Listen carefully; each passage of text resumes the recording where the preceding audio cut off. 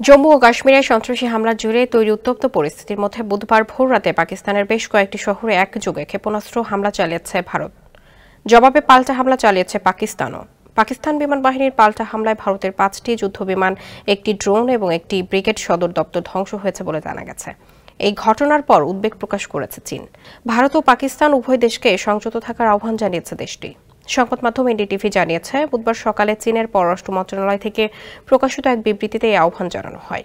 চীনের পররাষ্ট্র মন্ত্রণালয়ের মুখপাত্র বলেন, ভারত ও পাকিস্তান এমন প্রতিবেশী যাদের সরিয়ে দেওয়া সম্ভব নয় এবং তার উভয়ের চীনের প্রতিবেশী।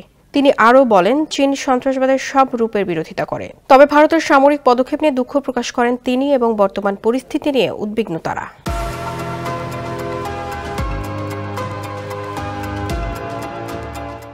চীন দুই দেশের প্রতি আহ্বান জানিয়ে বলেছে, শান্তি ও স্থিতিশীলতাকে অগ্রাধিকার দিন, সংযত থাকুন এবং এমন কোনো পদক্ষেপ এড়িয়ে চলুন যা পরিস্থিতিকে আরও জটিল করে তুলতে পারে। এর আগে পাকিস্তানে ভারতের হামলার প্রতিক্রিয়া জানান যুক্তরাষ্ট্রের প্রেসিডেন্ট ডোনাল্ড ট্রাম্প। ট্রাম্প এ হামলাকে লজ্জাজনক বলে অভিহিত করেছেন।